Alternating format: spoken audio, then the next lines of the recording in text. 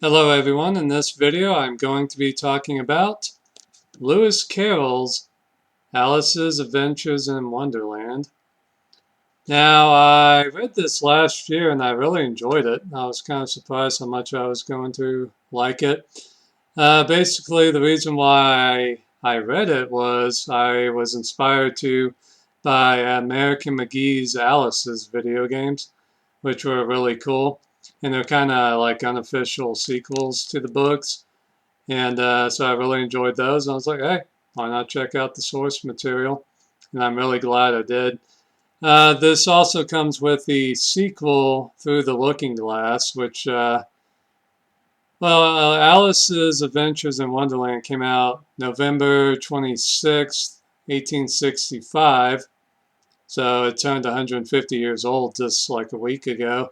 So to put that in perspective, this came out 7 months after the end of the American Civil War. So this is definitely pretty old, but still holds up. And its sequel, Through the Looking Glass, came out in 1871, I believe. I definitely enjoyed Alice's Adventures in Wonderland. I just thought it was really cool. The characters were awesome. I mean, I definitely could see why this is so popular still to this day.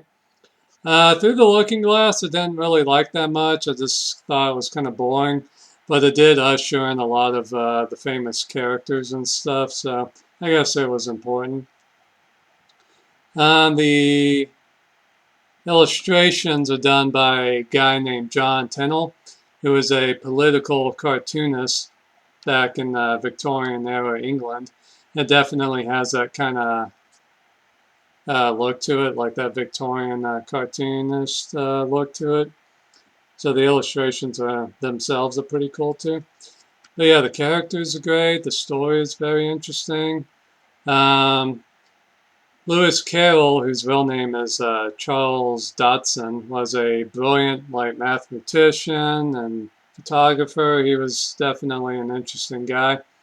And some believe he got the idea for the story when he was hanging out with a friend of his daughter, Alice Little was her name. And he basically told her the story of Alice's Adventures in Wonderland. And she begged him to write it down, and he reluctantly did, and became a huge bestseller. So that's pretty cool. So it's definitely very intelligent, very interesting, because of the time period that was written in and by the man that it was written by. So I mean, because of the man who wrote it was a very brilliant man. So it's very interesting, very odd, but very interesting. And Through the Looking Glass, like I said, is kind of boring, but it does usher in a lot of the famous characters. So you guys read it. But yeah, definitely check this out. It definitely opened my eyes to a lot of the cultural references to it. I mean, hell, there's a Batman supervillain that comes from this, the Mad Hatter. So, I mean, there's references to this all over the place. So that was definitely cool. Like now I can go, oh, okay, that's a quote from Alice's Adventures in Wonderland, or that comes from Alice's Adventures in Wonderland, that word and stuff. So, yeah, there's definitely cultural references galore. And a lot of the quotes in the book are pretty cool too. Like I love the Cheshire Cat.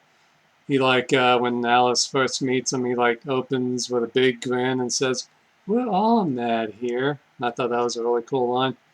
So if you haven't read it, definitely check it out. I think you will enjoy it.